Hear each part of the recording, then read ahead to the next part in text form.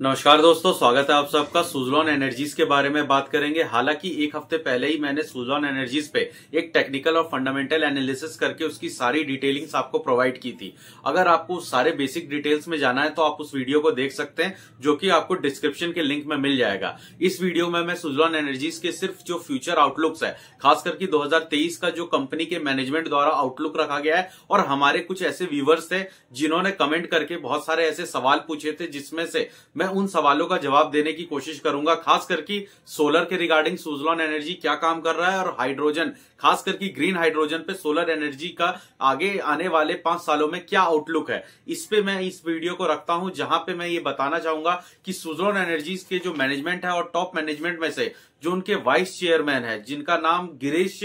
तांती नाम है, उन्होंने ये एक अपने इंटरव्यू में कहा है कि सुज़लॉन एनर्जीज अपने आप को आने वाले अगले 5 साल के आउटलुक पे यहां देख रही है, जहां वो विंड टर्बाइंस का सिर्फ मैन्युफैक्चर करके इंडिया में ही स्टेब्लिश नहीं, वो फॉरेन कंट्रीज में अपने जो विंड टर्बाइन इंजन है उसे बाहर, जो गवर्नमेंट की पीएलआई स्कीम्स है उसके थ्रू बाहर भी भेजना चाहती है, मतलब एक्सपोर्ट करना चाहती है। और सुज़लॉन अपने आप को अगले नेक्स्ट 5 साल में एक ऐसे स्टेज पे देखना चाहता है जहां वो सिर्फ इंडिया में ही जो विंड एनर्जी का जो एक रेवोल्यूशन है वहां पे काम करता हुआ ही नहीं दिखेगा, क्योंकि इंडिया में जो विंड एनर्जी का एक तरह से मार्केट कैपेक्स है, वहां पे 32% से ज्यादा का मार्केट शेयर अकेले सुज़लॉन एनर्जीज के पास है। और ये चीज मैं अपनी पहले की कई वीडियोस में लगातार बोलता आया हूं। सुज़लॉन एनर्जीज के बारे में मैंने जितने भी पहले वीडियोस बनाए हैं, अगर आप चाहे तो उसे जाके देख सकते हैं और ये जान सकते हैं कि उस समय भी मैं यही कहता था कि सुज़लॉन एनर्जीज, जो कि एक पहले पेनी स्टॉक जरूर था, बट अब मार्केट कैप जो कि 1 लाख करोड़ के आसपास आने को एकदम तैयार है,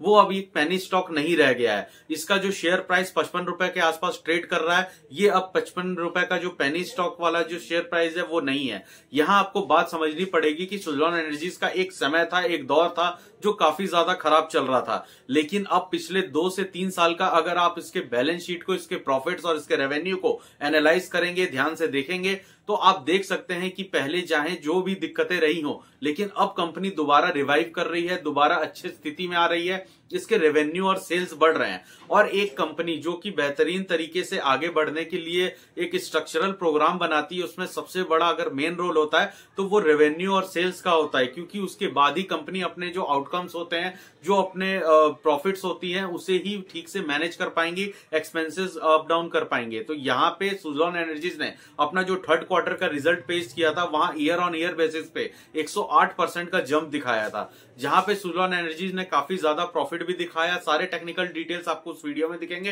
तो मैं यहाँ पे ये बता दूं कि सोलर एनर्जी से जुड़ा हुआ सुज़लॉन एनर्जी का जो प्रोजेक्ट है, जो कि 2016 से सुज़लॉन एनर्जीज विंड टर्बाइन के साथ साथ सोलर इंडस्ट्री में भी इन्होंने जंप ले लिया था, और यहाँ 2016 से लेके अब हम 10 साल, लगभग कंपनी के ऑलमोस्ट 10 साल पूरे होने जा रहे हैं, जहां पे सोलर एनर्जी के सोलर प्रोडक्ट को लेकर के किस स्थिति में है। तो मैं बता दूं, अभी तक सुज़लॉन एनर्जीज का जो सोलर पैनल्स के रिगार्डिंग सबसे बड़ा जो एक तरह से मैन्युफैक्चरिंग और जो एक तरह से इंस्टॉलेशन का हब है, जो अभी तक का सुज़लॉन का सबसे बड़ा हब है, वो तेलंगाना में 350 मेगावाट का एक सोलर पावर पैनल प्लांट लगाया हुआ है। तो ऐसा नहीं है कि सुज़लॉन को सिर्फ मार्केट में विंड टर्बाइंस की वजह से और विंड सोलर एनर्जी के थ्रू ही जाना जाता है। यहाँ पे सुज़लॉन एनर्जी सोलर सेल में काम तो कर ही रही है। साथ ही साथ कुछ हमारे व्यूवर्स का जो सवाल था कि क्या सुज़लॉन एनर्जीज ग्रीन हाइड्रोजन पे भी काम कर रही है, तो इसका जवाब मैं बता दूं कि Suzlon energies direct green hydrogen produce करने का काम नहीं कर रही है। उसने जिंदल पावर और जिंदल एनर्जीज के साथ अपना एक ज्वाइंट वेंचर रखा है, जहां पे जिंदल स्टील कंपनी को